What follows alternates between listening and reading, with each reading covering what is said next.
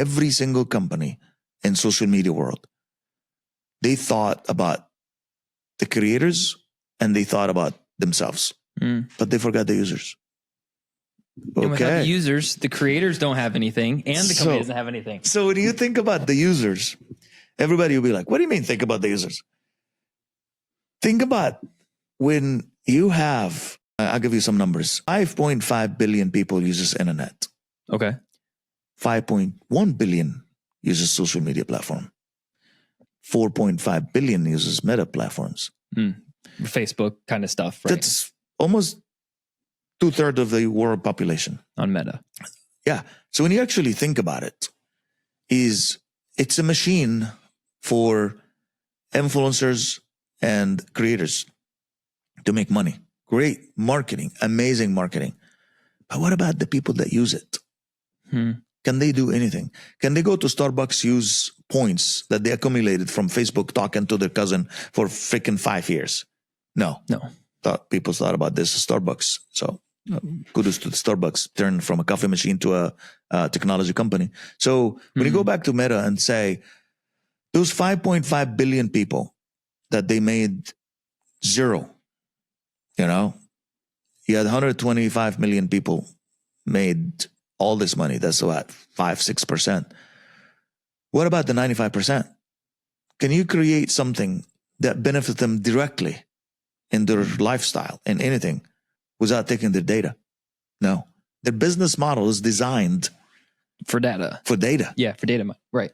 And so I'd say how we did that in Parler and PlayTV and Burst and our technology is when we launched Opio, our platform is now we allow that 8 hours battery life means something.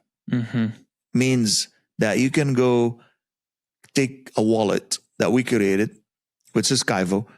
That wallet, you wake up in the morning and you have a number that translates into a value that can get you something. Maybe in the United States, $100 a month means nothing. But in the world, that $100 can be enough to feed their family. Right. And the more we grow, that $100 become $1,000 and then $2,000. Which technology and which social media ever have been created that you wake up in the morning and you can go to Starbucks and get something from Starbucks from your social media from your social media. Clarify, and that's happening because every action, like, comment, share, like, you're being rewarded for that because of the Opio blockchain. Absolutely. Yeah, absolutely. And I know metaverse was amazing idea to think about it. They did think about it, but they went to becoming a real estate world and the virtual reality of something that doesn't exist. Right. But again, you have to think about humans.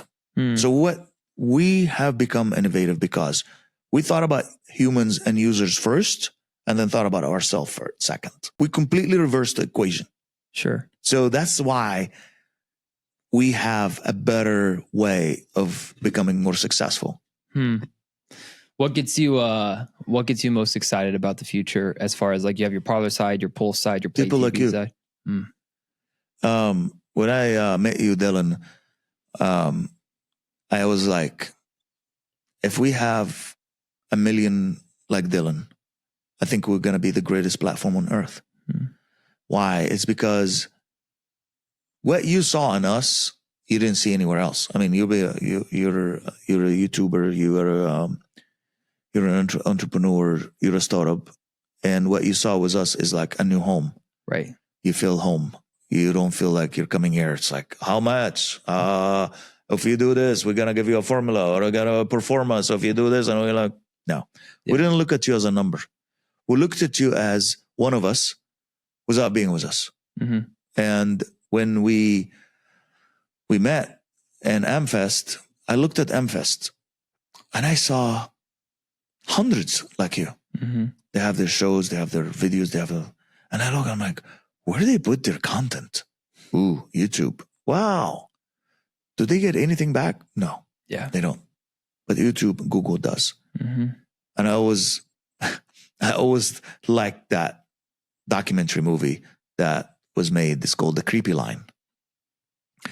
If you watch that documentary, you would know that the two acts of evil are Facebook and Google.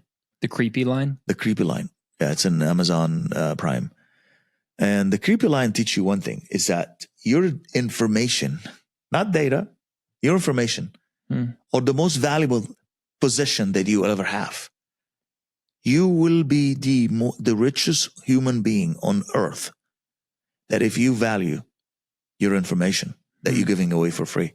So that's why what inspires me is about you is that I feel like, you believe in us, and you believed in us because you're smart, and you actually saw it, and you're like, wait a minute, why not? I joined these guys. Right. So we turn from a technology company, a social media company, into a movement. Yeah. That we want people like you to join us and come to us and feel home. Yeah. And I think for me, so even with YouTube and Facebook and TikTok, they set even parameters for creators before they can even make money. So like with YouTube, you have to have 1,000 subscribers and 4,000 hours of watch time before you even get paid any ad revenue. And so like you could be, I can almost guarantee you everyone in that exhibitor hall, maybe 10% of them were even monetized on YouTube, because like the majority of creators that start a YouTube channel never monetize. I think actually 10% of YouTube channels are actually monetized. And I tell you, of those channels that are monetized, only like 1% of the 10% are making any type of money that they can live off of. Well, so the percentage is just like worse than that. If you stop for a week being sick, right, everyone's get sick.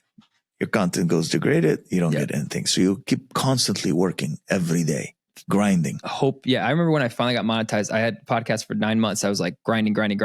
And you stopped one day or a week. Or I had a busy month. And next thing you know, you're building from scratch. So with you guys, and I'm talking more to creators that are going to be listening to this. The exciting thing is, number one, anybody gets paid through Opio when they set up their wallet, regardless of if you're a creator or not. But then as being a creator and posting on PlayTV, it's like you're able to monetize immediately through Opio, which is awesome. But then having a community that's hungry, like you guys believe in this. Like every single person at Parler I've met, like believe in this. And what I've learned in selling insurance is that if you don't believe in what you're selling, and you can't sell it. And I can tell when people believe in what they're doing. Yeah. And you find that people, I told my dad, because he asked me about AmFest, and the first thing I said is, Dad, like Parler is going to be huge. And he said, why? He said, because they believe in what they're doing. And I'm like, and I told the dad back in December after I left, I'm like, I don't know how, Dad, but I need to join those people, man. Like I need to be part of that, because when we talked and I met with Amy and I met with Brian and everybody, you could just feel it. There was this tangible, like it's coming, man. We build the platform. Hop on. By the people, for the people.